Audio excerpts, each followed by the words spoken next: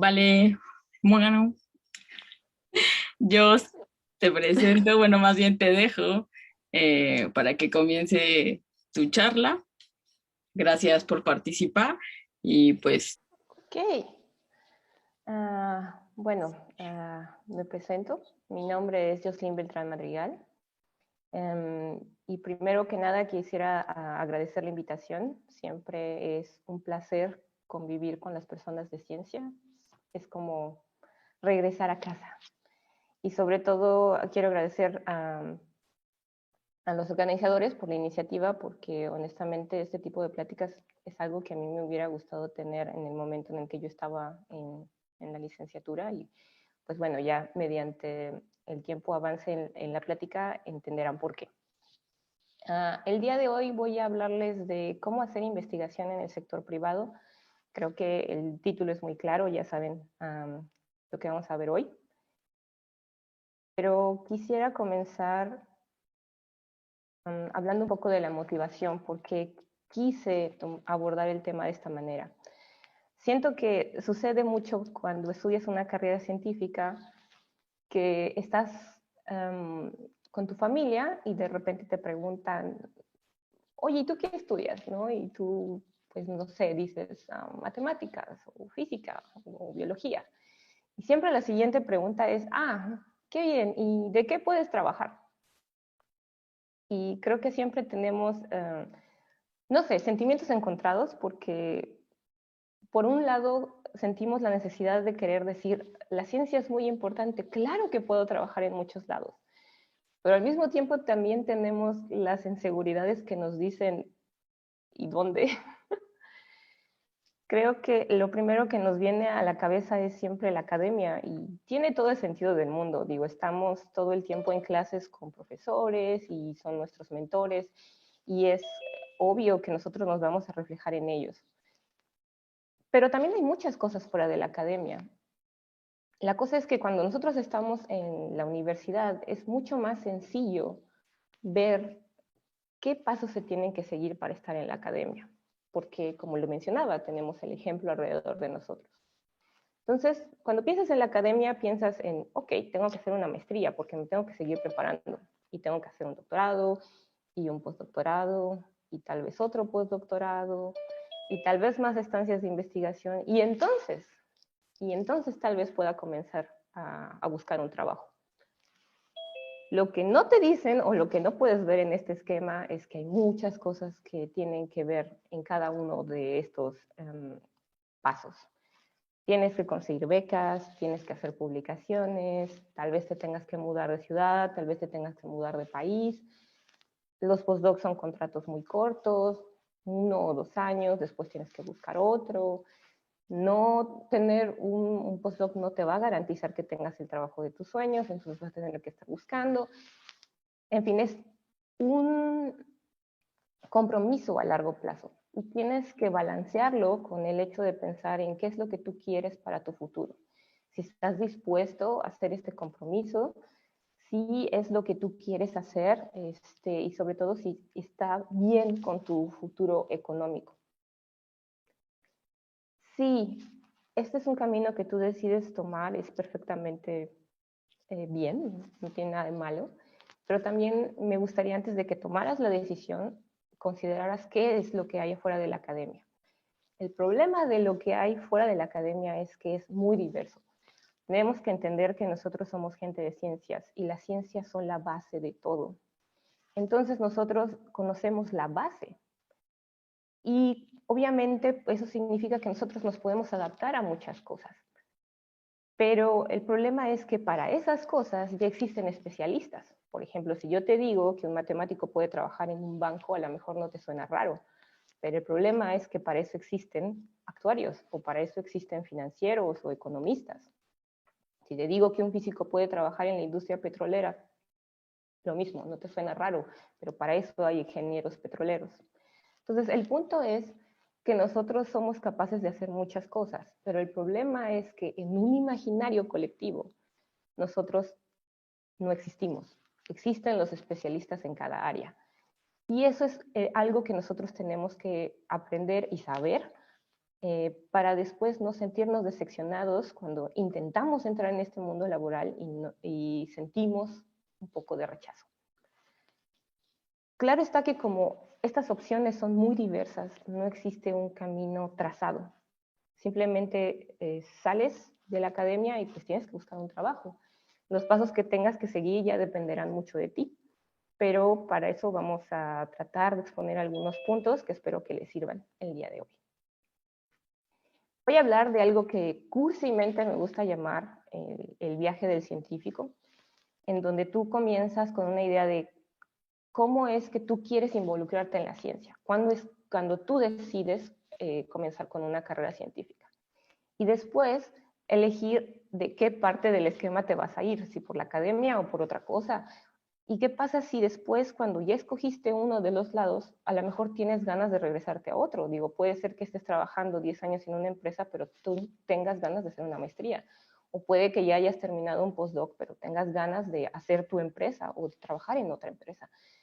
Nada en esta vida está escrito, puedes hacer lo que se te antoja, pero el punto de aquí es que tú construyas una manera en la que tú puedas disfrutar de lo que haces. Eso es a lo que me refiero con disfrutar de tu vida profesional. Claro está que todas las personas son distintas, que todos los viajes son distintos, y como yo no puedo hablar por todas las personas del mundo, hoy solo les voy a hablar de cómo me fue a mí, qué es lo que hice, qué decisiones tomé y sobre todo qué aprendí y qué considero que tal vez sea importante para ustedes saber o qué me hubiera a mí gustado saber cuando yo me encontraba en la universidad. Entonces, comencemos en cómo elegir la carrera científica. Yo hice la licenciatura, bueno, en física en la Facultad de Ciencias. Hay muchas historias que dicen, sí, claro, desde que yo era niño siempre quise hacer ciencia, siempre me gustó. Yo no tengo una historia tan fantástica o romántica. A mí simplemente me gustaban las matemáticas y en algún momento cuando decidí qué carrera quería escoger, estaba el folleto de matemáticas y estaba el folleto de física y a mí la física me pareció interesante y dije, sí, esto es lo que quiero hacer. Una vez que tú ya decides que quieres dedicarte a eso, a lo mejor vale la pena tomarte un momento para pensar qué de todas las posibilidades de la ciencia te gustaría conocer más a profundidad. En mi caso fue la óptica, porque siempre cuando pensaba en cosas de física, siempre lo relacionaba con experimentos bonitos que había visto en la secundaria o en la preparatoria, cosas de colorcitos, colorimetría o cosas de ilusiones ópticas. Siempre me gustó eso. Entonces, cuando yo entré a la Facultad de Ciencias, pues me explicaron que la óptica pues, es la ciencia que estudia la luz y que pues la luz blanca, por ejemplo, se compone de un montón de colores porque en realidad se compone de frecuencias y cada frecuencia viaja con distinta velocidad dependiendo del medio donde se propaga. Entonces, si tienes luz blanca y la haces pasar por un prisma, al salir del prisma la habrás cambiado de medio y entonces habrás dispersado todas esas frecuencias y cada una viajará con una velocidad diferente. Y el resultado pues es una linda portada del álbum de Pink Floyd. Y también me enseñaron que si tú ves la óptica así como en las partes más simples, puedes describirla con simple óptica, con simple geometría de angulitos y líneas, totalmente fácil. Y que con esto puedes imaginarte todo un sistema en donde tienes espejos y donde tienes lentes y puedes construir telescopios y microscopios y esto es la óptica de instrumentación. Y ya si te quieres ir a cosas un poquito más, llamémosle nuevas, puedes estudiar los láseres, en donde pues básicamente tienes un montón de fotones que son luz, que salieron todos juntos al mismo tiempo en una línea muy bonita y todos salieron con el mismo color. Y entonces pues ya tienes láseres, ¿no? Y entonces esos láseres pues los puedes usar en lo que sea, como por ejemplo ayer Kerr nos estaba explicando que pues, los láseres se pueden usar para hacer cortadores industriales, también las puedes usar en el sector médico, las puedes utilizar en el sector estético, etc., etc., etc. Y la historia de los láseres es todavía más diversa porque pues, tú puedes mandar la luz de un láser a través de una manguerita y la puedes enviar por kilómetros y kilómetros de distancia y entonces ya tienes telecomunicaciones, ¿no? Y no solo eso, pues la óptica, además de eso, es versátil. Depende de cómo la midas, a veces es una onda, a veces es una partícula. Listo, ahora estás en la óptica cuántica. Entonces la óptica abarca, o al menos por lo que aprendí en esos 5 años hasta ahí, toda una gama de cosas diversas, desde algo muy simple, visual, lindo, hasta algo tan misterioso como es la cuántica, ¿no? Tiene para todos.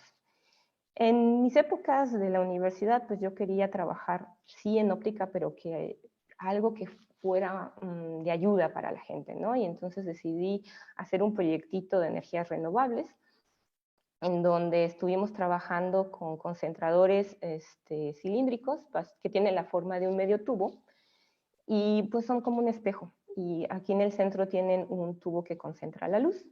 Bueno, aquí más bien.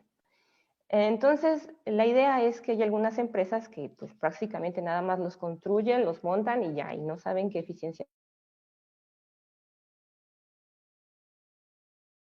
tienen. El problema es que ya están montados, no sé, con el doctor Rufino, que a lo mejor algunos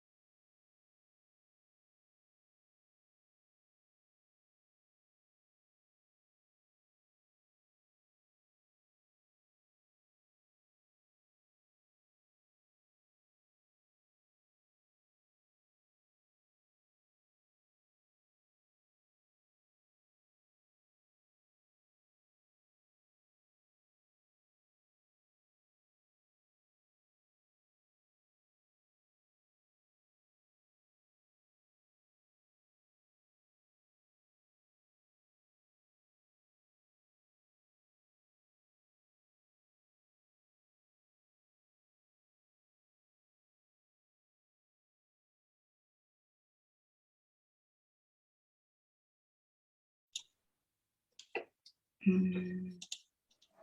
hola. Hola, te fuiste. Sí, es lo que estoy viendo. ¿Puedes darme derecho a compartir pantalla? Ya voy. Gracias. Listo. Gracias. ¿Dónde me trabé?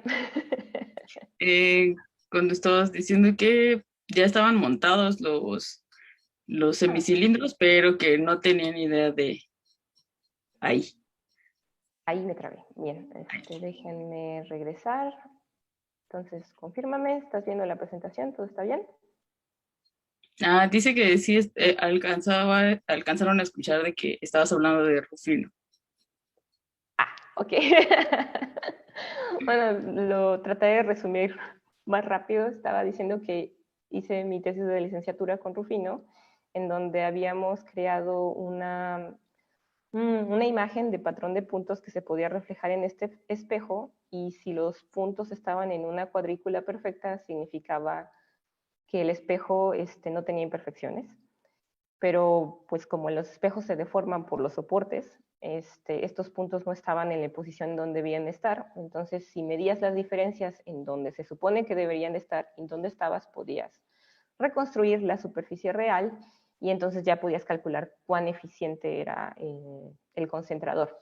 También estaba mencionando que esto era mi primer acercamiento con la programación y que estuve trabajando con,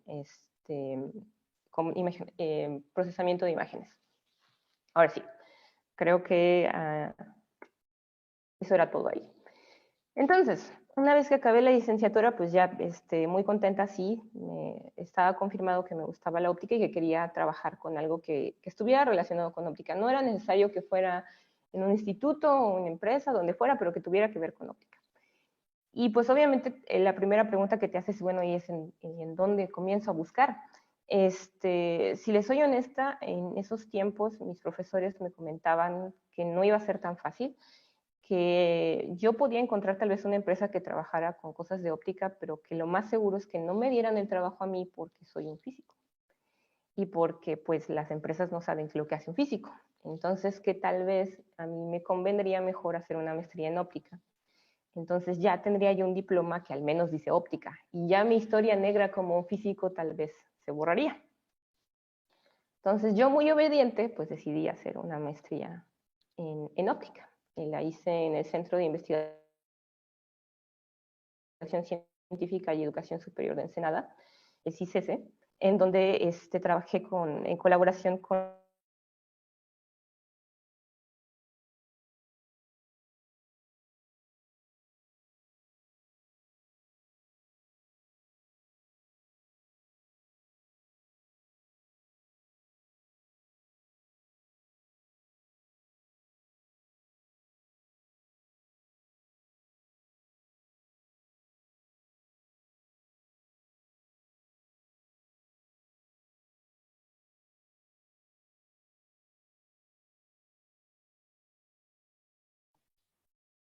Aquí estoy.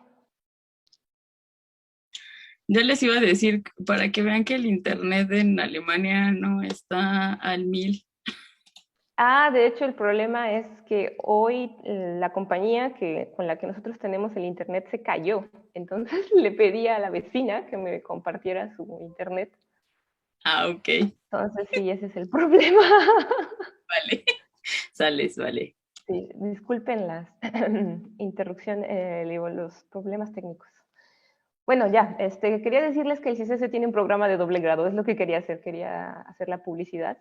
El CICESE tiene la opción de que si estudias con ellos una maestría o un doctorado, te titulas por parte del CICESE y te titulas por parte de la Universidad de Tecnología de Troyes, así que la mitad del tiempo estás en Ensenada y la mitad del tiempo estás en Francia. Por ahí si les gustaría la idea, pues bueno, ahí va un tip. En la época en la que yo estuve en el CICESE no existía. En la época en la que yo estaba en el CICESE apenas existía como la amistad entre estas dos universidades. Entonces fue por eso que a mí me permitieron ir con una beca mixta de CONACYT a una estancia de 6 meses allá en Troyes. Y estuve trabajando con plasmónica. Plasmónica pues es la ciencia que estudia los plasmones. Y un plasmón pues básicamente es luz atrapada en la interfaz de un metal y algo que no sea un metal, o sea, aire, plástico, lo que sea.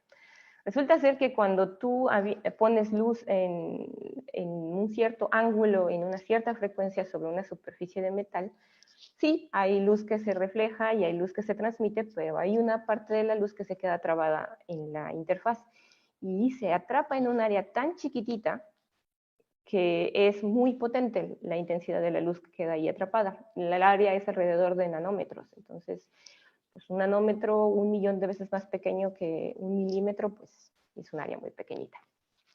Entonces, si en lugar de tener una capa de metal lo que tienes es un disco, por ejemplo, un disco de metal, rodeado por algo que no sea metal, entonces la luz se va a confinar alrededor de toda la orilla.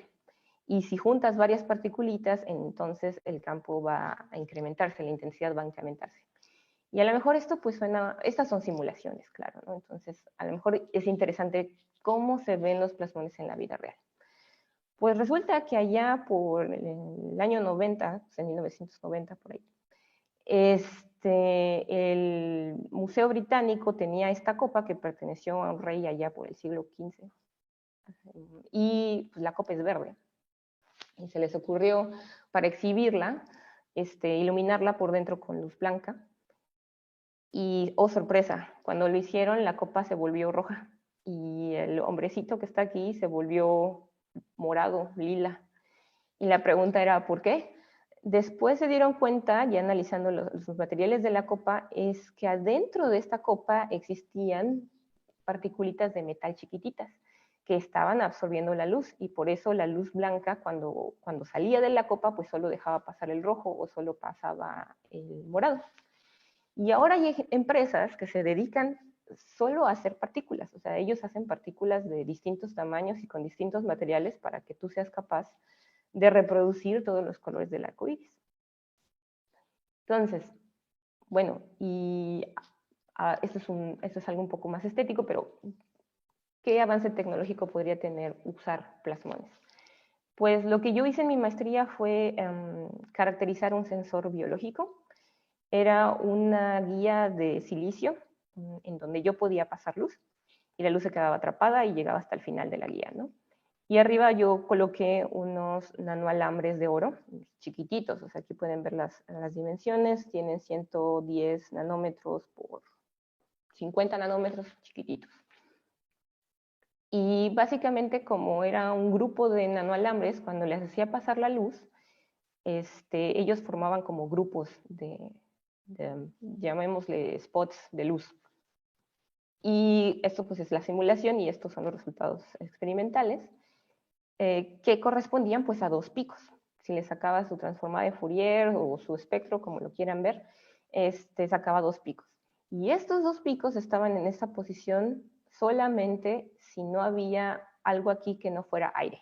Si yo le ponía una gotita de sangre, entonces estos picos se movían a la derecha o se movían a la izquierda, dependiendo de lo que hubiera en la muestra de sangre.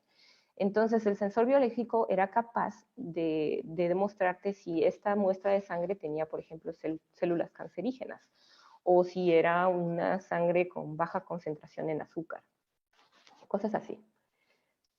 Y en esos tiempos, pues aprendí muchas cosas. Aprendí a hacer simulación numérica, aprendí a hacer litografía electrónica, aprendí a hacer técnicas de microscopía, de campo cercano, etc, etc. Y una vez que terminé, yo muy segura de mí misma dije, bueno, ahora sí ya, ¿no? Sí me gusta la óptica y ya me puedo ir a buscar un trabajo que tenga que ver con la óptica. Pero en ese momento a mí me ofrecieron la oportunidad de irme a hacer el doctorado ya totalmente en Francia con un contrato francés, o sea que yo ya no tenía que pedir beca de, de CONACYT, o sea, ya tenía el billuyo asegurado, ¿no? O sea, al menos para vivir los 3 años. Entonces dije, pues sí, suena bien, o sea, lo tomaré mejor como una oportunidad laboral en donde puedo aprovechar y aprender mucho y bueno, vayámonos. Me fui a la Universidad de Tecnología de Troyes y entonces trabajé de nuevo en Plasmónica, pero esta vez en computación cuántica. Solo para resumir un poco de lo que es la computación cuántica en 2 imágenes. No me maten aquellos que sean expertos en computación cuántica, esto solo es así rápido, una explicación. Sucede que esto que están viendo ustedes aquí es el comportamiento de los números de transistores que necesitamos tener en un microchip a lo largo de los años. Si ven aquí, en 1970 estábamos como en 4,000 transistores, pero ahora estamos en 100 millones. Bueno, estábamos en el 2000. Entonces, esto es un problema porque cada vez los transistores necesitan tener mucho más piezas metálicas adentro para funcionar. Y además de eso, la miniaturización nos obliga a hacerlos cada vez más pequeños. Y pues estamos limitados por el tamaño del átomo. No podemos hacer algo más pequeño que un átomo. Entonces, además de todo eso, el problema es que estamos enviando electrones y los electrones hacen que los metales se calienten. Entonces, por tantito, tenemos problemas de calor, tenemos problemas de materiales y tenemos problemas de número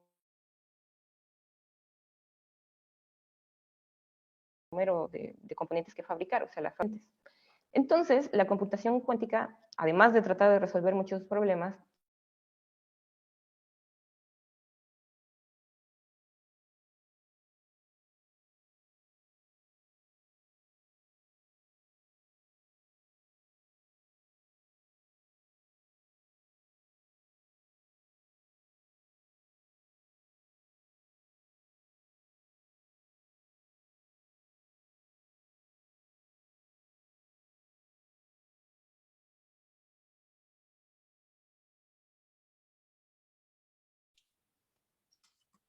Yo, ¿sigues aquí?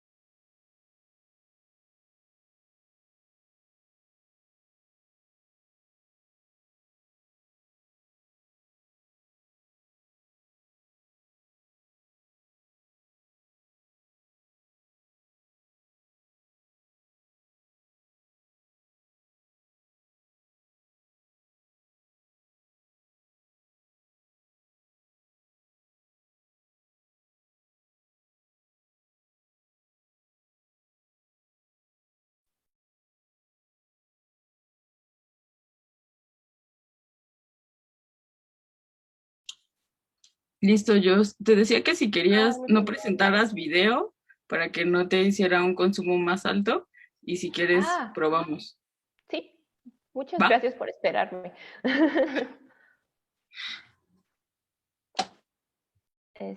¿Dónde me quedé? ¿Alguien puede decirme en el chat qué fue lo último que se me escuchó? Que tenías tres problemas porque necesitabas más metal, pero el calor y toda esta Ok, situación. perfecto.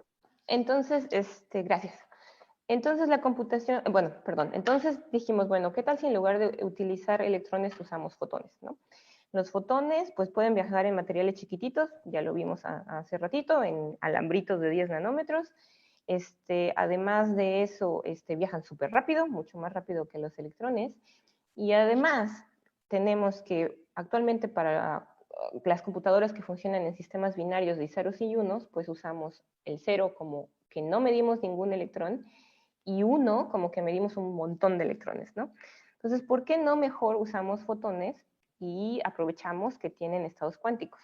Y si su estado cuántico, o sea, si está apuntando para arriba es un 1, si está apuntando para abajo es un 0, y entonces ya nada más necesitamos dos fotones para generar nuestra base binaria, y así llegan un bonche, pues ya lo podemos describir como un número, ¿no?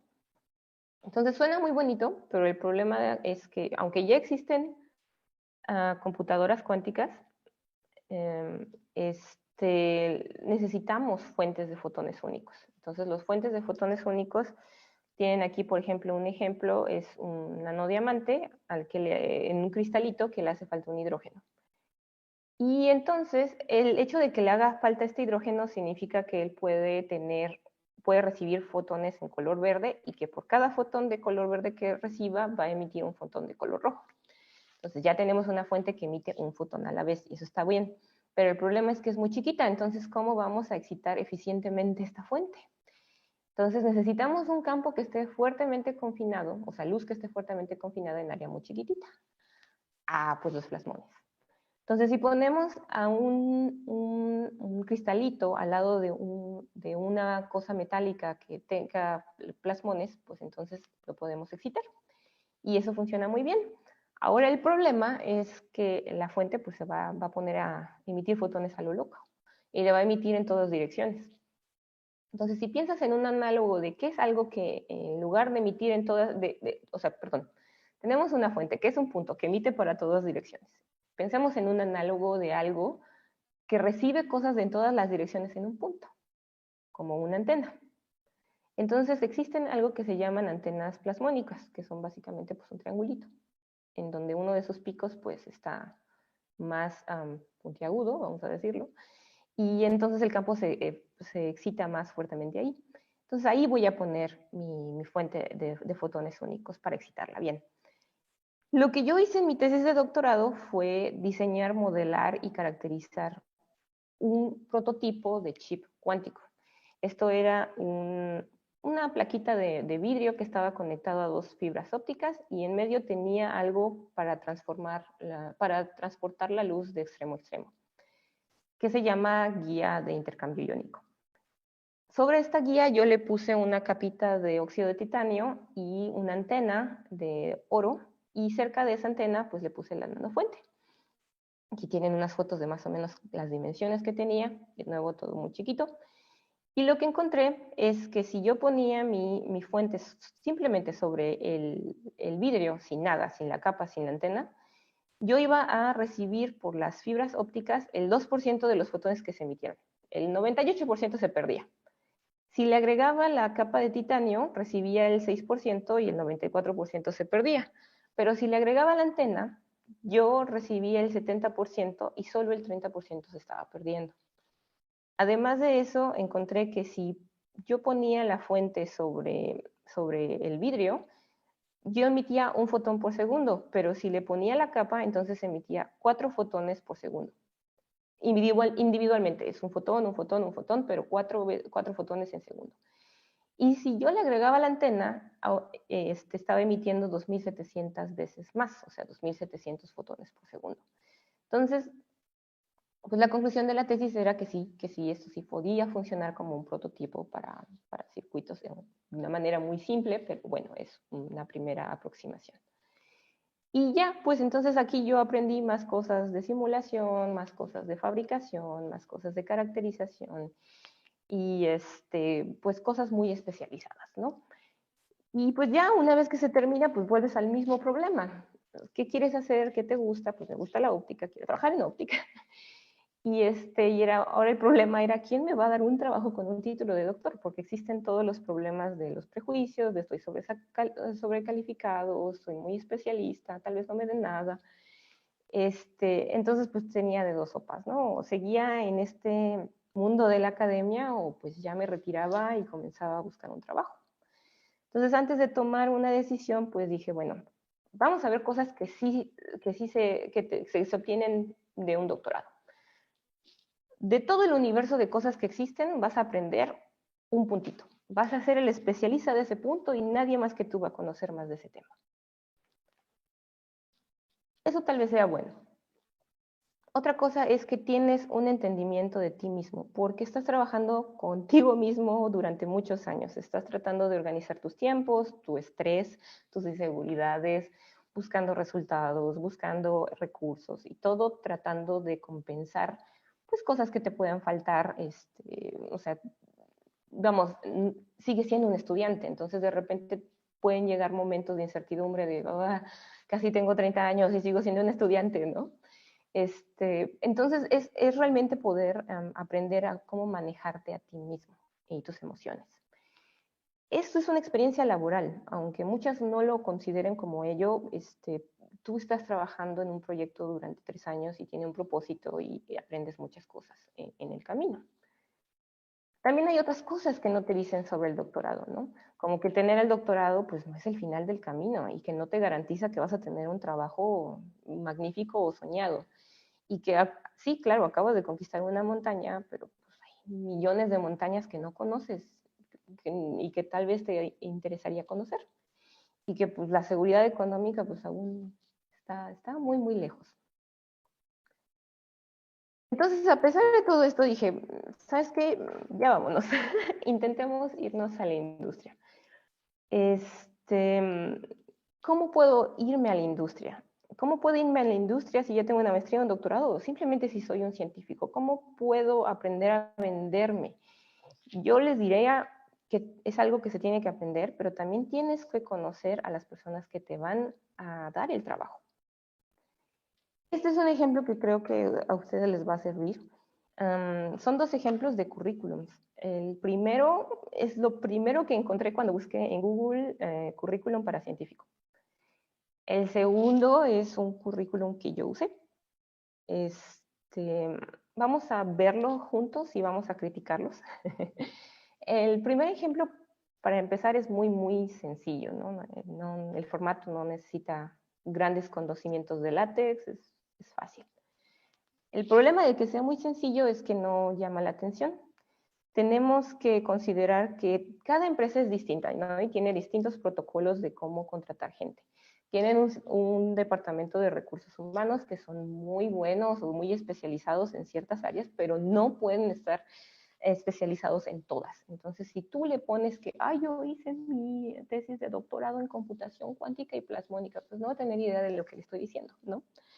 Entonces, vale más la pena que pongas tu estructura de una manera en que ellos encuentren la información que les interesa de una forma más sencilla. Además de eso, tienes que considerar que son personas que están revisando todo el día currículum. Necesitan encontrar la forma de hacer el trabajo más eficiente. Si tú les entregas un CV de 5 páginas, a lo mejor estás perdiendo tu oportunidad de llamar su atención y de ser elegido. Otra cosa muy interesante es que normalmente en el sector académico se le da mucha importancia a la educación, de qué universidad vienes, con qué doctor trabajaste, pero en la empresa lo más importante es tu experiencia laboral, no tanto tu educación. Entonces, si comparamos ahora con el ejemplo 2 pone de antemano la experiencia laboral. Después define cada sección de manera clara. Si tú estás interesado en mis habilidades, ve esta sección. Si estás interesado en si hablo ciertas lenguas, ve esta sección. Algo que también es muy útil es de ser honesto y decir cuánto sabes de un tema. Por ejemplo, hay empresas, yo actualmente vivo en Alemania y mi alemán no es tan bueno como serían otras lenguas que conozco, ¿no? Entonces, el problema aquí es que hay empresas que no les importa si no hablas perfecto alemán. Si hablas bien el inglés, ya, no necesitan más. Entonces, indícalo para que después no haya momentos y malentendidos en las entrevistas. Si tú sientes, mi consejo sería, intenta que todo quepa en una hoja. Pero si tú sientes que algo falta, que es algo importante que tú quisieras que ellos supieran, entonces pon una sección en donde tú estés compartiendo más de ti. Puedes escribir un blog en donde pongas tus publicaciones, puedes hacer una página de Instagram que sea profesional, algunas fotos de tus experimentos o de tus estancias o prácticas o teoremas, lo que sea. Crea algo que demuestre que tú tienes conocimientos de algo más, de una herramienta más que, no sé, que lo que diga tu título. ¿Cómo podemos aprender a vendernos siendo científicos? ¿Qué habilidades tenemos? Creo que hay algo que tenemos que entender, es que existen varios tipos de habilidades, ¿no? Existen las habilidades técnicas, o sea, tú puedes decir, pues yo sé geometría euclidiana y sé física cuántica y sé... Esas son habilidades técnicas, son cosas que tú tienes por tu educación. Pero existen habilidades que se les llaman soft skills, o no sé cómo traducirlo, pero pues son habilidades que son un poquito más orientadas hacia qué también tú puedes trabajar en una empresa. Entonces, por ejemplo, los científicos tenemos habilidades de comunicación, ¿no? Porque necesitamos ir a conferencias, porque hacemos proyectos, porque trabajamos con gente por todos lados. Aquí mi consejo sería, siempre date un tiempo para aprender idiomas, porque no se vale decir, es que yo sé inglés porque ya lo sé leer y porque entiendo los libros. Eso no es saber inglés. O sea, saber inglés es que si llega un estudiante americano, si llega un estudiante de Australia, si llega un estudiante chino, tú le vas a entender todo el tiempo, ¿no? Si yo te pido contestar un correo, si te pido escribir una tesis en inglés, entonces lo puedes hacer. Eso es aprender inglés y que lo puedes hacer bien. Entonces, dense el tiempo de poder aprender este tipo de cosas. Yo sé que cuando uno está en la universidad está muy ocupado porque hay muchísimas cosas que hacer, pero yo les recomendaría, no es importante tener la mejor calificación en una materia, siempre es importante saber de la materia. Si tú sabes de la materia y tienes un 8, quédate contento con ese 8 y utiliza el tiempo que te queda para aprender idiomas. Cada que vayas a una conferencia, no pidas pósters, pide que te toquen pláticas. Ofrécete a ti algo que sea un reto, o sea, ponte tú en una situación de nervios, en una situación de inseguridad, porque eso es lo que te va a dar una habilidad de comunicación y en el momento en que tú llegues a la entrevista, pues no vas a demostrar miedo y eso es lo que ellos necesitan. Necesitan a alguien que no estén cuidando, que en cuanto llegue tenga la iniciativa y se ponga a trabajar. Entonces, llegamos con las habilidades administrativas. Nosotros sabemos trabajar en equipo, también sabemos dirigir proyectos, lo hacemos todo el tiempo. Somos autónomos y sabemos generar presupuestos. Esto es muy, ¿cómo diré? No es tan fácil entender esto, pero a veces cuando tú haces un proyecto, tú eres el que te encargas de comprar el material o conseguirlo y tú mismo estás generando ese presupuesto. Hay algunos cursos en línea que te pueden dar el certificado para gestión de proyectos, por ejemplo. Tómenlos, tómenlos y certifíquense. No es muy complicado, existen páginas de internet, está Udemy, pueden buscar algún curso, no son muy caros. Y ya después pues ponen todas sus habilidades técnicas, yo sé esto, yo sé el otro, a mí me gusta, yo soy muy bueno para las mates, soy muy bueno para la física, soy muy bueno para la biología, ahí póngalo. ¿Cuál sería su experiencia? Cuando eres un estudiante tienes mucho miedo porque ¿cuál es mi experiencia? Nunca he trabajado. Sí lo han hecho, pero no se han dado cuenta. Todas sus experiencias son todos los proyectos en los que han trabajado. En licenciatura, si deciden hacer una maestría o un doctorado, sus temas de conferencias, sus estancias, colaboraciones, voluntariado, eso es algo que yo les recomiendo, sean voluntarios en asociaciones. Por ejemplo, existe la Asociación Americana de Óptica, o pueden hacer, existen los capítulos estudiantiles, pueden ofrecerse para dar clases en algún grupo de, no sé, de secundaria. Llenen su currículum con experiencia de cosas que les guste. Algo que yo les recomiendo mucho es hagan estancias en empresas. La Asociación de Mujeres y Conservación, claro que sí. Cuando yo iba a las conferencias me daba mucha risa porque mis compañeros siempre eran como, oh, ahí está el doctor fulanito que escribió no sé qué artículo. Me daba mucha pena porque yo nunca sabía quién era el doctor fulanito. Yo lo que siempre hacía era irme con las personas que exhibían productos, ¿no? Ay, tenemos este microscopio, ¿no? Y yo siempre les preguntaba, sí, muy bonito tu microscopio, pero ¿cómo conseguiste ese trabajo, no? Esos eran el tipo de preguntas que yo siempre les hacía y siempre me daban sus tarjetas y entonces ya eso es una base. Cuando tú sales de la universidad, pues tienes contactos, ahí tienes las tarjetas, les escribes y les dices, oye, te trabajo un mes de gratis, o sea, necesito la experiencia. Y a lo mejor en ese mes que estás ahí descubres que te gusta o descubres que lo odias o a ellos les gustas y te quedas, ¿no? O sea, ese es un consejo. ¿Cómo puedes hacer más atractivo tu currículum? Pues cuando leas las ofertas, busca palabras claves. O sea, como yo les decía, no vas a poner en tu currículum, yo sé, teoría de conjuntos. Si el trabajo lo requiere, sí, pero si no lo necesitas, pues no. O sea, busca las palabras que ellos necesiten. O sea, por ejemplo, estás buscando un trabajo en un banco, bueno, pues yo sé probabilidad, pues bueno, yo sé calcular riesgos, ese tipo de cosas.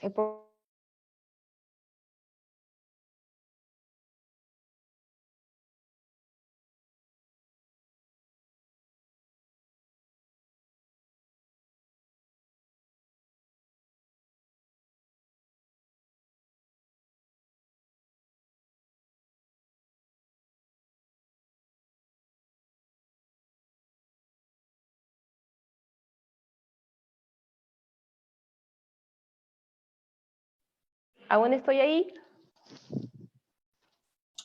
Sí, aún sigues aquí. ¿Sigo presentando o ya no presento nada? No, ya no. Eso sí, ya no. Ok. Va. Bien.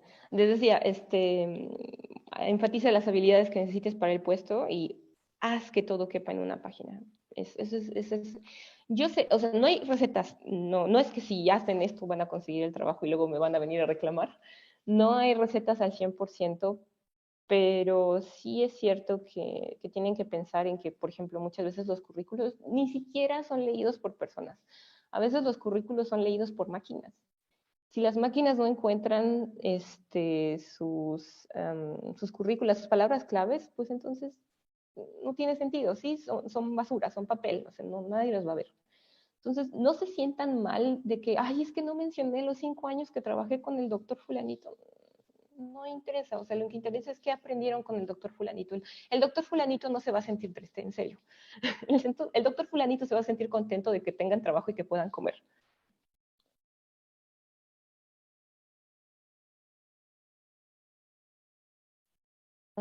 Ahora ya no puedo cambiar la diapositiva. Bien. Ujú.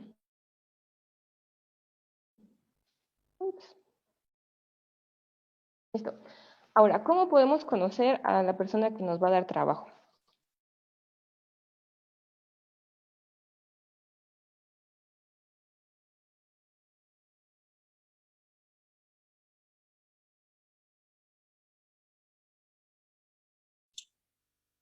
Yo, ¿sigues aquí?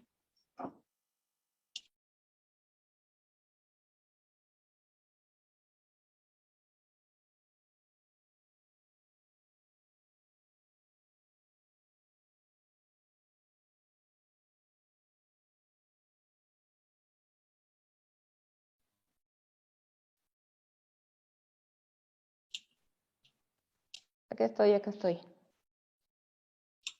Ok. Les decía, las estadísticas de las personas que consiguieron una entrevista, ¿cuántas de ellas aplicaron en línea? Por ejemplo, para Samsung, pueden ver que muchas aplicaron en línea y para Johnson Johnson también, ¿no? Es el mayor porcentaje.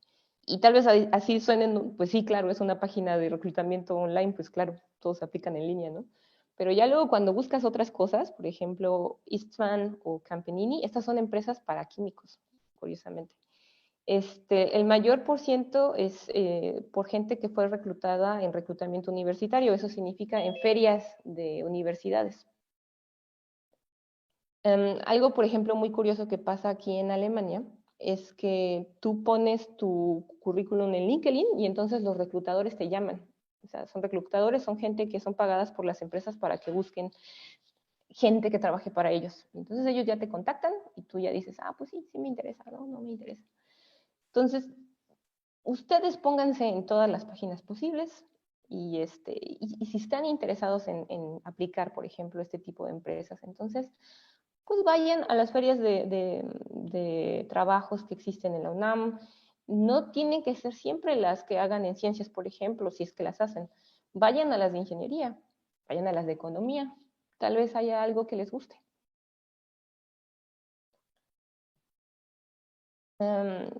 Entonces, ya para concluir la plática, bueno, y al final del cuento, ¿qué? Sí encontré un trabajo en el que pudiera utilizar óptica. La respuesta es sí. Actualmente trabajo como ingeniero de aplicación en la empresa PMD, Technologies. Es una empresa situada en una ciudad llamada Siegen, en Alemania, pero también tenemos oficinas en Estados Unidos, en China, Corea. Este, Tenemos alrededor de 150 empleados. Este es un dato un poco más viejito, creo que ahora ya somos como 200. Este, y bueno, si la pregunta es, ¿mi trabajo tiene que ver con la luz? Sí, el principio físico es muy, muy sencillo y es tan sencillo que es bonito. Yo trabajo para una empresa que hace cámaras 3D, son cámaras que están midiendo distancias, ¿no? Entonces, imagínense que tienen un láser y que tienen un detector. Y tenemos a fulanito, señor objeto. Entonces, enviamos luz de láser y la luz se refleja sobre el objeto y regresa al detector. Como sabemos la velocidad de la luz y sabemos, o bueno, podemos calcular cuánto tiempo se tardó en ir y regresar. Entonces, podemos calcular la distancia en la que se encuentra fulanito. Claro es que la luz es muy rápida y que los detectores que pueden hacer eso son muy caros. Entonces, mejor, en lugar de hacer eso, lo que hacemos es modular la luz. Y en lugar de medir cuánto tiempo se tardó, calculamos cuánto se desfasó la luz. Y entonces calculamos la distancia. Esto es un sensor, es un píxel, pero ¿qué pasa si en lugar de un píxel tenemos todo un arreglo de píxeles? Entonces podemos construir la forma en 3 dimensiones de fulanito. Y estas son las cámaras 3D.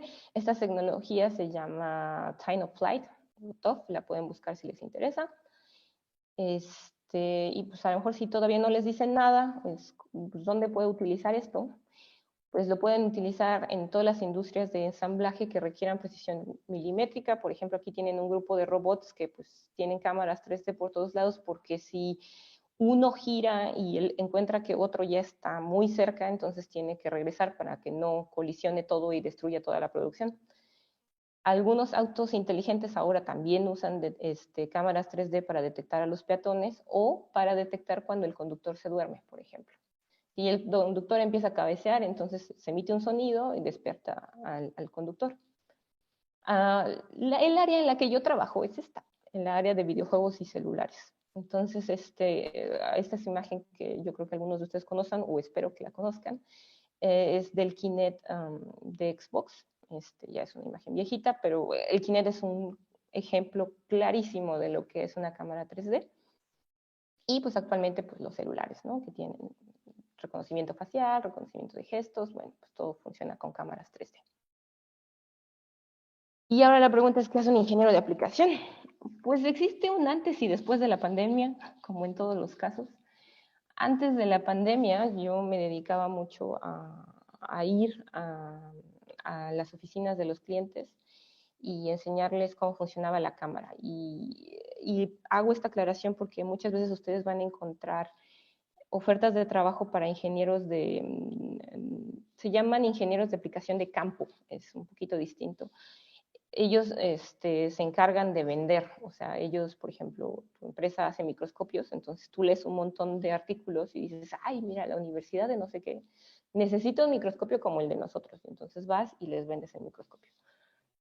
En mi caso no, en mi caso soy un ingeniero de aplicación, o sea, hay un equipo de marketing que se encarga de todo eso, yo nada más voy con los clientes cuando los clientes ya están seguros de que quieren trabajar con nosotros y ellos me platican así de, pues yo quiero hacer una aplicación que haga esto y esto y esto y esto y como que necesito. Entonces yo le digo, mira, esto es lo que puede hacer la cámara, pero podemos hacer esto, esto, esto, esto, esto y esto y esto. Entonces ahora trabajo con programación y procesamiento de imágenes, que casualmente es lo que aprendí en la facultad.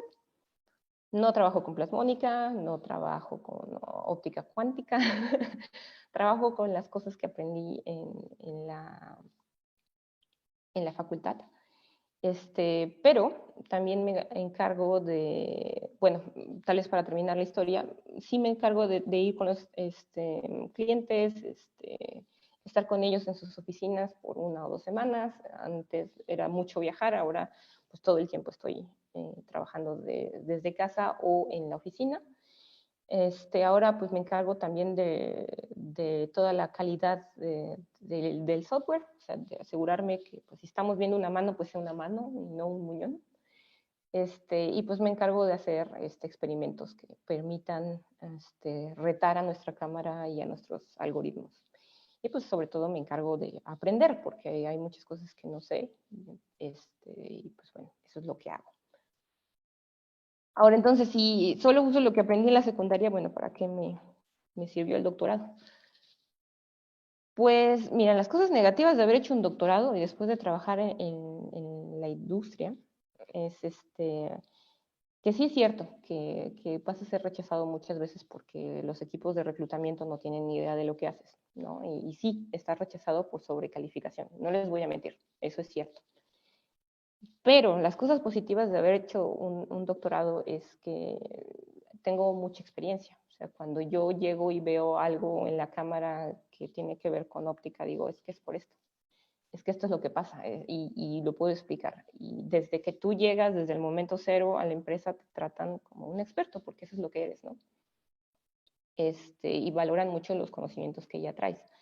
Hay muchísimas cosas que yo aprendí durante todos esos años de formación que pues ahora hacen que el trabajo se me sea mucho más sencillo, ¿no? Puedo presentar resultados más fáciles, me comunico más fácil, trabajo sola o en equipo o con quien sea y no tengo problemas. Resuelvo problemas mucho más sencillos, manejo mejor mi estrés a veces.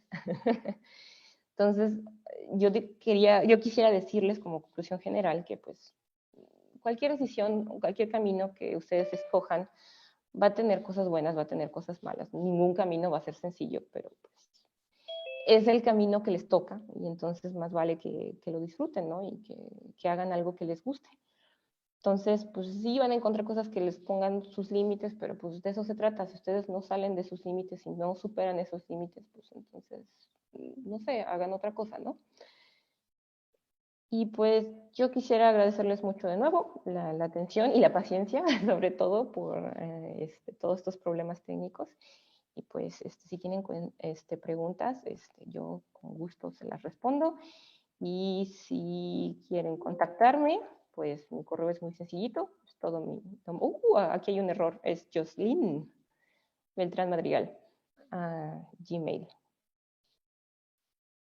Aquí falta una N.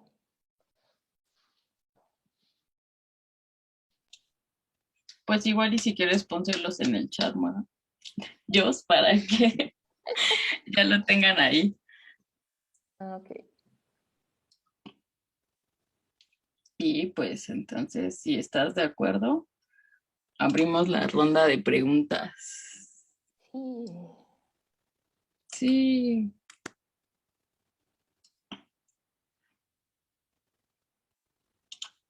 Chicos, alguien bien.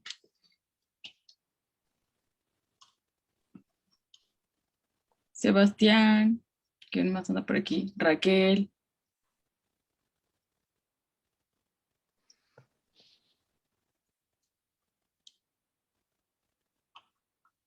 Yo puedo aprender a venderme.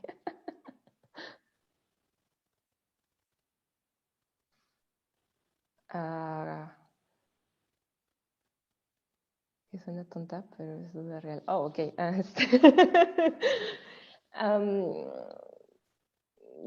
Si quieres, podemos intentar. A ver, cuéntame, ¿qué haces? ¿Qué estudiaste? ¿En dónde estás? O...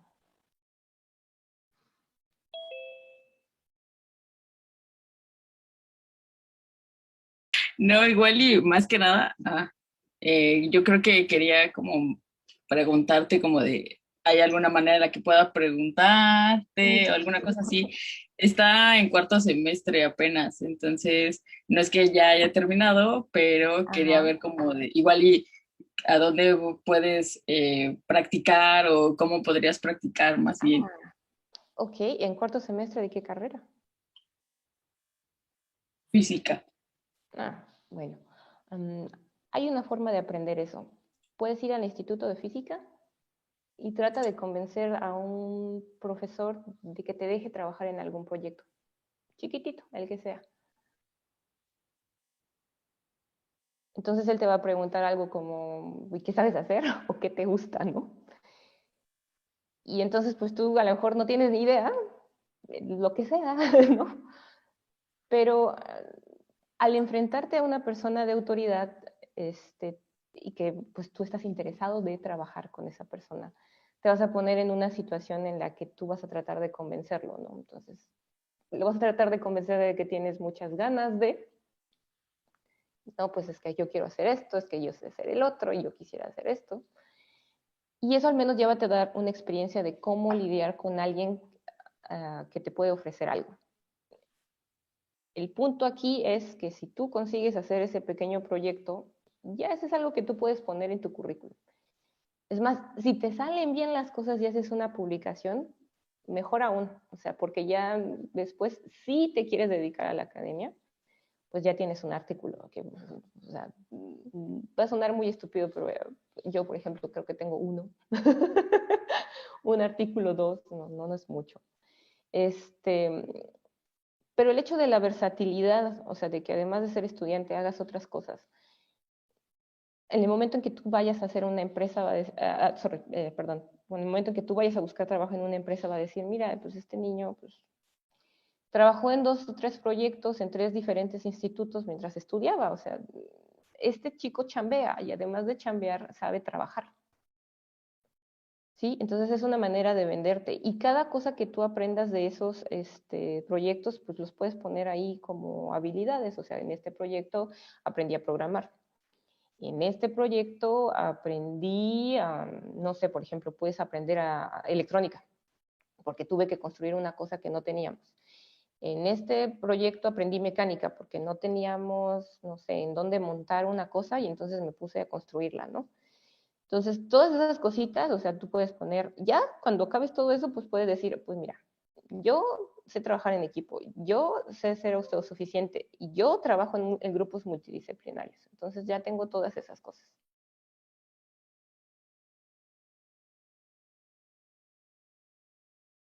¿Cómo te suena eso? Va. Sí, perdón por no hablar antes, pero es que bueno, nada más estaba como dejando que terminaras de dar tu consejo, gracias. Bueno, es que básicamente lo pregunto porque, o sea, estoy estudiando física y honestamente, Ujú. pues, al igual que tú me sentí identificado en esa parte en la que dijiste que, pues, yo tampoco tengo esa historia romántica, ¿no? Con la física de, sí, me llegó un día y simplemente me enamoré de la ciencia y cosas así, sino que más bien fueron como desarrollándose muchísimas otras cosas alrededor de, pues, mi ambiente y así es como llegué justamente aquí, ¿no? Pero pues ya viendo un poco más el panorama de qué es lo que me interesa, pues, sobre todo como que me gustaría enfocarme, si se puede, tratando de combinar como tipo econofísica y un poco energías renovables, aunque suene un poquito contradictorio, porque no sé, siempre lo he sentido así, pero pues sí me interesa bastante ese tipo de cosas, ¿no? O sea, por ejemplo, estoy intentando aprender a programar, sobre todo en Python, Ujú. porque pues es súper básico, Hazlo, creo. hazlo, hazlo. Sí, Python, y cosas así por el estilo, entonces pues sí me interesa más que nada como dedicarme casi casi desde un inicio hacia la industria, no tanto como hacer una maestría o un doctorado tan de pronto, o sea, como saliendo casi casi de la Ujú. carrera, más bien esperar un poco y pues ver, ¿no? Justamente hace unos días me parece que estaban dando una plática sobre qué es lo que puede hacer un físico en la industria, pero más específico hacia finanzas, hacia Ujú. economía o cosas por el estilo.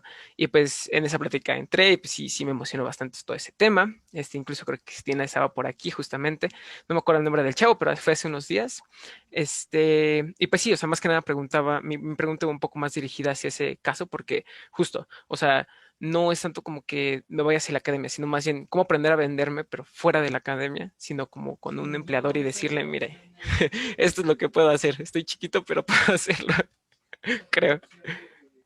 Y Sí, sí, pues, puedes ir a la Facultad de Economía y decir, oigan, estoy aprendiendo a programar y quiero hacer un proyecto con ustedes. Y seguramente alguien va a decir, sí, vente.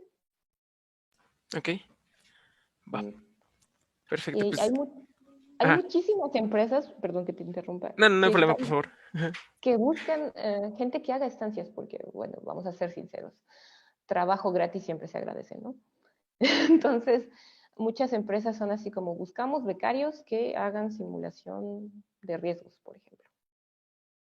Necesitamos solamente que estén en el, no sé, quinto, sexto semestre de la carrera y que sepan programar y ya. Ok, sí. Entonces, busca ese tipo de cosas.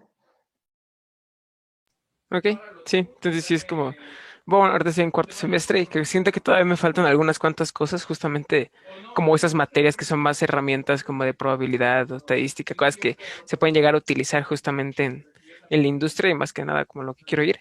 Entonces por eso todavía como que no Ujú. he buscado ese tipo de cosas, pero pues eso va dirigido justamente a la pregunta. Entonces sí, sí, sí me la respondiste, gracias.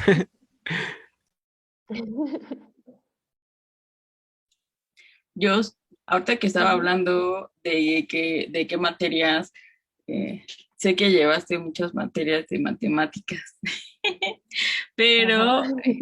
pero, por ejemplo, ¿te hubiera gustado llevar alguna materia en particular o crees que te hubiese servido llevar una materia en particular, por ejemplo, de actuaría o de otra carrera que crees que te habría alivianado algo? Mm, Yo creo que me hubiera gustado llevar no, bueno, no me hubiera gustado, porque en ese tiempo no me hubiera gustado llevarla, pero hubiera sido útil llevar probabilidad, porque algo que comentaba este chico de la plática, porque también la vi, decía, sí, o sea, todas las empresas siempre, siempre te van a pedir errores. O sea, es importante, ¿no? Que les digas qué tan certero es tu análisis.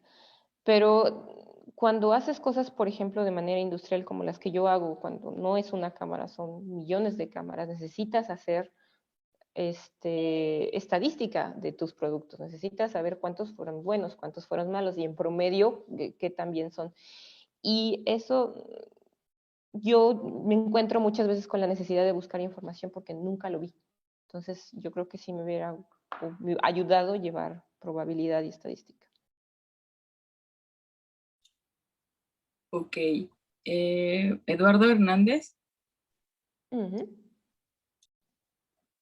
Buenas tardes, ¿me escuchan? Sí. Bueno, mi duda más es como, a mí me gusta, bueno, me llama mucho la atención la parte de cómputo cuántico Uh -huh. y quisiera saber si hay industrias o cómo puedo llegar a esas industrias a, a trabajar. O sea, si hay como industrias que trabajen sobre eso o solamente está por el momento en investigación. Porque yo tengo la impresión de que es solamente por el momento en investigación, pero pues en realidad no conozco mucho de la industria. Creo que no sería tan sencillo para mí contestar porque nunca busqué en ese tipo de industrias. Pero sí sé que hay muchas industrias que ahora están tratando de todo esto que son chips cuánticos y cosas así, la están tratando de vender. De vender. O sea, no tenemos computadoras cuánticas todavía, pero ya estamos vendiendo chips cuánticos, ¿no? Entonces, no dudaría que sí exista. Yo creo que a lo mejor podrías comenzar con hacer tipos de programación un poquito más orientada hacia simulaciones numéricas, cosas que sean más pesadas, o sea, no sé cómo explicarlo, cosas que requieran de cómputo importante, porque la computación cuántica requiere de mucha no están faltando las palabras en español. Requieren de mucha automatización. Requieren de que, y que seas capaz de hacer cosas de manera más efectiva. O sea, son cálculos muy pesados. Entonces, por ejemplo, tú podrías comenzar haciendo deep learning, por ejemplo.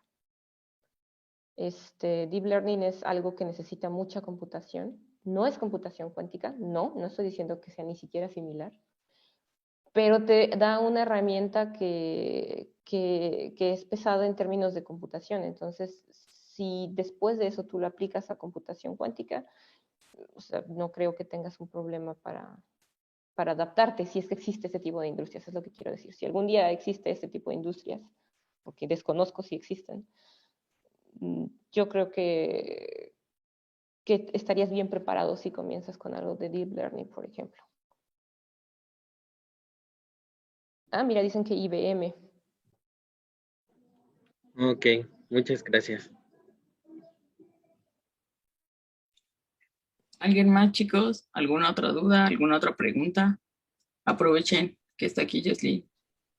Diga, no sé qué tanto te costó, cuánto te costó irte. Obviamente, tal vez si llevabas la beca, pero qué tan difícil fue, mm, no sé, acomodarte allá. No sé qué dudas puedan tener de alguien que obviamente no estuvo totalmente haciendo sus estudios aquí. No sé. Yo ¿Alguien? tengo, yo tengo curiosidad, pero ¿cómo le fue en Francia? Porque pues, es uno de los lugares bueno, yo al menos yo sé que es de los que está como desarrollando cosas específicamente hacia energías renovables y sustentabilidad y todo ese tipo de cosas. Entonces, pues, no sé cómo está la física por ahí o así, o todos esos temas. Pues de hecho es curioso porque yo antes de ir a Francia yo no sabía nada de Francia. Y casualmente, fíjate, yo siendo fanática de la óptica, no sabía que los padres de la óptica pues, son franceses. No sé, nunca me había puesto a pensar en eso. Hasta que fui a la Torre Eiffel y me di cuenta que todos los nombres que tiene alrededor son de físicos que hacen óptica. Entonces, en realidad toda Europa está muy enfocada en las energías renovables, pero en el caso particular de Francia son la casa de la óptica, ¿no? Entonces caí en blandito, digamos. O sea, fue muy bonito. Yo siempre diré que mi estancia en Francia es una de las mejores épocas de mi vida y si pudiera regresar lo haría. La única razón por la que no me quedé es que yo vivía en un lugar muy pequeñito y entonces no encontré un trabajo ahí y me tuve que mudar a Alemania, pero sí, no, yo seguiría ahí. En cuanto a la ciencia, fíjate que el nivel es muy extraño porque ellos son muy eficientes. Curiosamente, más eficientes que los alemanes. Ellos no trabajan muchas horas, trabajan yo creo que unas 6 horas por día y cada 6 semanas tienen una semana de vacaciones, pero son muy eficientes. O sea, los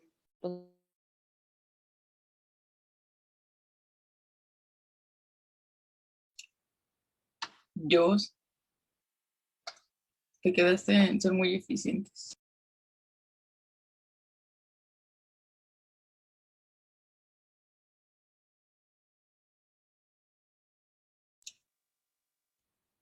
Dios, no, otra vez no.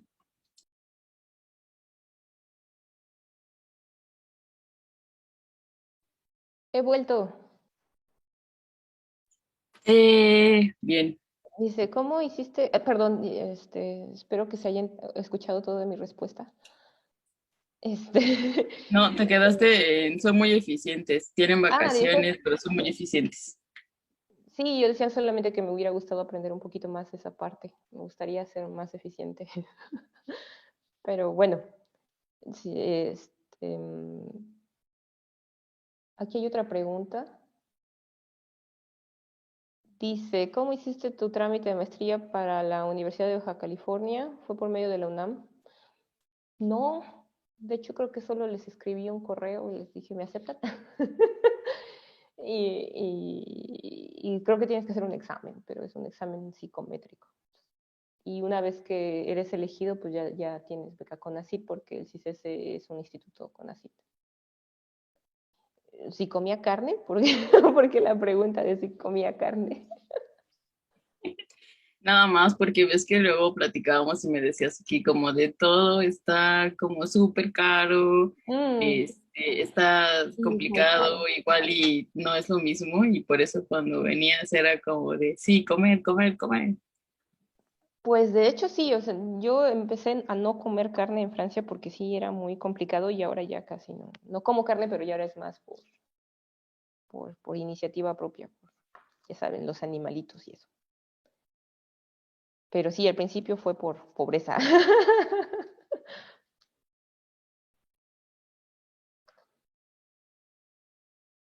Chale, sí, chale.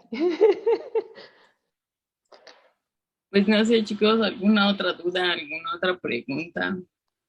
Yo nada más le quiero mandar un saludo de acá. Hola, Paco. ¿Cómo andas, Dios? Pues bien, aquí, Muy fingiendo bien. que soy interesante. No, es que lo Pueden eres. prender sus cámaras para verse. Pero es que eres peinado, no, no me he peinado. Uy, Uy. Pero va, sí, le mando un Ah, saludo. hola, Paquito. ¿Cómo andas? Y a ver, pues me voy a poner mi cámara 2 segundos antes de que explote o algo así. Sí te alcancé. Listo. Me da mucho gusto saber de ti. Ahora la gente va a saber que somos clones. ¡Ah, qué Sí. miedo! Deja de contestar yo, esa tu pregunta. pregunta, Ajá. ajá. ¿Cuáles son las líneas que se pueden estudiar en el CICESE? Pues, espera, deja de no decir estupideces. Déjame pensar. En el CICESE como tal se puede estudiar ciencias marinas, se puede estudiar óptica, y la de óptica tiene dos ramas, óptica física y optoelectrónica, que esa fue la que yo hice. Se puede estudiar electrónica y en el mismo plantel, pero ese es de la UNAM, porque si ese no es de la UNAM, está la maestría en nanotecnología. ¿Cómo me sentía con mi nivel académico en comparación con mis compañeros de Francia? No es por ofender, pero creo que estamos muy capacitados. Bueno, no lo diré yo, lo diré con las palabras que decía mi asesor. Me decía, a nosotros nos gusta mucho tener estudiantes mexicanos, porque cuando los estudiantes mexicanos llegan aquí, ellos trabajan como un postdoc. Ellos ya saben qué hacer, ya saben cómo conseguir los recursos, o sea, ya saben a dónde moverse, y dice, y no los tenemos que estar cuidando. Cosa muy diferente que a los franceses, porque los franceses son, ¿y cómo hago esto? ¿Y de dónde lo saco? Pero es que no lo entiendo, ¿no? Y pues nosotros era pues así de, sí, no sé, pues yo buscaré un libro y ya lo aprenderé. Entonces, el nivel académico, no, o sea, yo me sentí muy bien.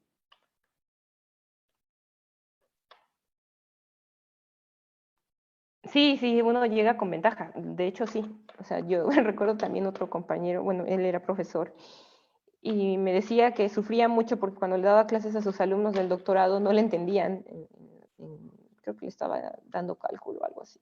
Y yo decía, pero pues esto es esto, ¿no? Y me decía, es que los mexicanos se vienen bien preparados. Me dice, pero los otros no. Y yo, bueno. Sí, o sea que no se preocupen por el nivel académico, tenemos muy buen nivel académico. Siéntanse orgullosos, muchachos. Sí, nos tienen un muy buen concepto.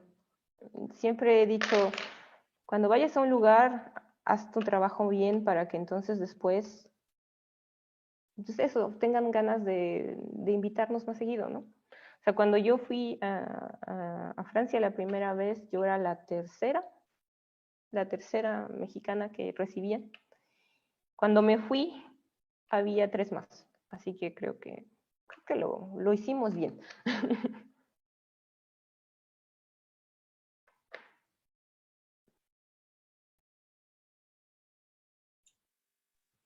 Pues no sé, alguien que tenga alguna otra pregunta y si no, pues de todos modos aprovecho, Jos, para agradecerte mucho. Sé que ya es bien tarde allá y que nos No te estás apures. destinando tiempo de tu descanso y sueño, pero muchas gracias, muchas gracias. Y pues, no sé, Eduardo, ¿quieres preguntar otra cosa? Sí, gracias. Ahorita que estaba viendo la plática, mencionaste que tu empresa también tiene sede en China Sí. y a mí bueno, lo que quiero preguntar es, ¿qué tan avanzado está como impulsar el desarrollo científico en China a comparación de Europa? O sea, ¿cuál crees que sea mejor opción entre apostarle a ir a estudiar a China y conseguir un trabajo ahí Estudiar. o estudiar en Europa y tratar de conseguir un trabajo ahí? Honestamente no recomendaría, espero que los chinos no escuchen esto, o mis clientes. No recomendaría irse a trabajar a China. No sé si estudiar, pero trabajar, ¿no? Um, la empresa en la que yo trabajo es alemana. Entonces, la gente que trabaja en China, para nosotros trabaja en condiciones alemanas. O sea, no trabajan de la misma manera que trabajan los chinos. Europa tiene muchas ventajas. O sea, sí va a haber días en que hagas horas extra, como en cualquier trabajo. Y de hecho, gracias por preguntar eso, porque algo que yo quería comentar y que se me pasó, es que una de las razones por las que yo decidí no seguir en la academia es porque yo soy una persona muy, ¿cómo decirlo? Muy, muy perfeccionista en mi trabajo. Entonces yo me estaba matando, estaba en el laboratorio 10 horas al día, 15 horas, y en algún momento me di cuenta que no me iban a subir el sueldo, ¿verdad? que no iba a aumentar de puesto y que, pues, o sea, era trabajo gratis. O sea, sí lo estaba haciendo porque me gustaba, pero era trabajo gratis. Y cuando me fui a la empresa, pues es diferente cuando realmente son las 6 de la tarde y ya puedes estar en tu casa y puedes comer con tu familia y, y ver, no sé, algo en Netflix, ¿no? Es distinto.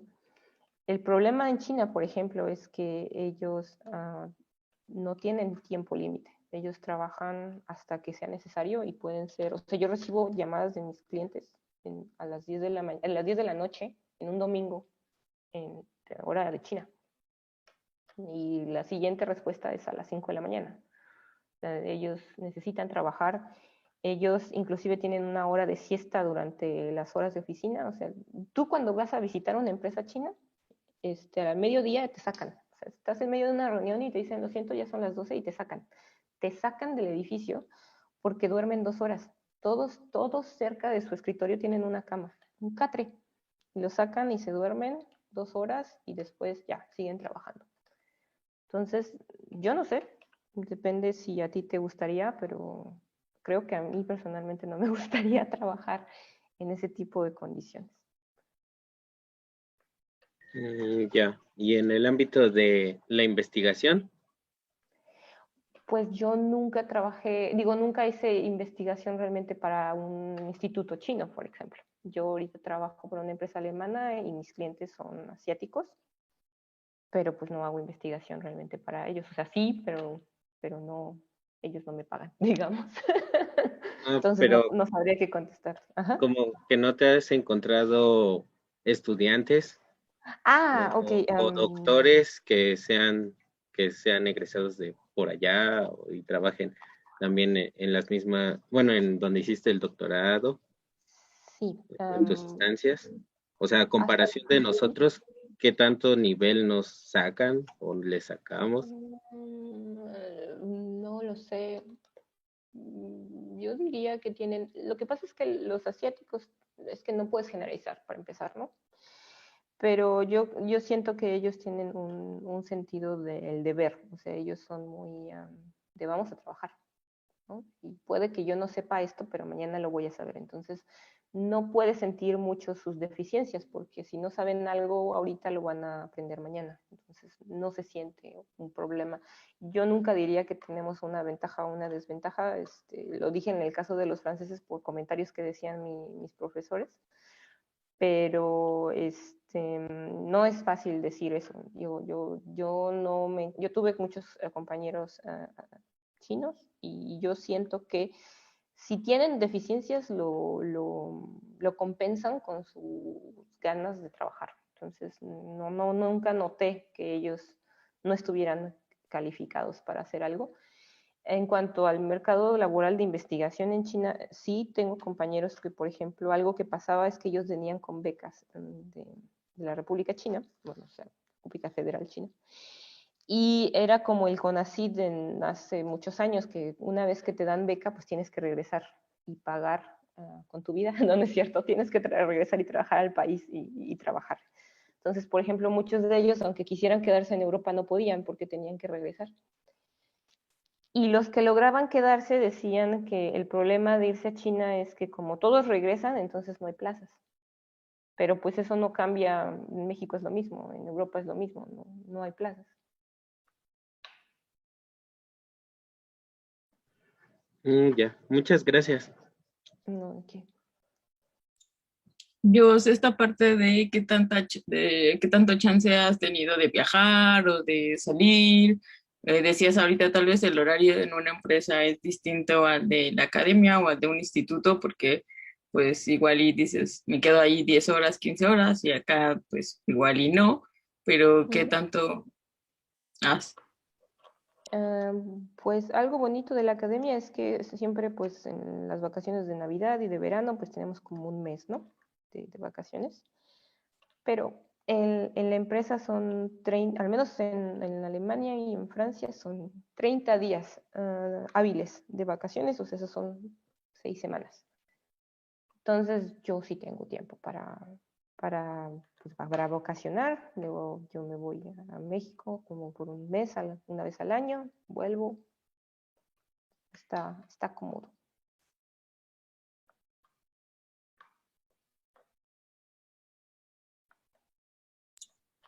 Bien, pues si no tienen más dudas, te dejo ir a descansar. Muchas gracias. Estamos en contacto y pues a ver qué día nos vemos por acá.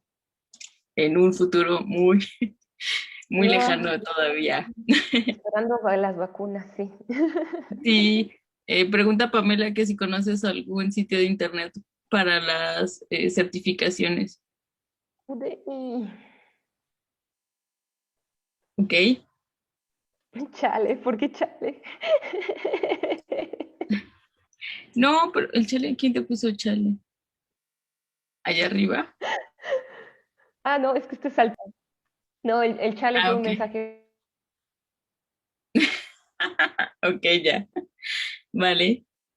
Pues muchas gracias, chicos, por haber participado y ya te están diciendo muchas gracias por la plática. Gonzalo, Sebastián.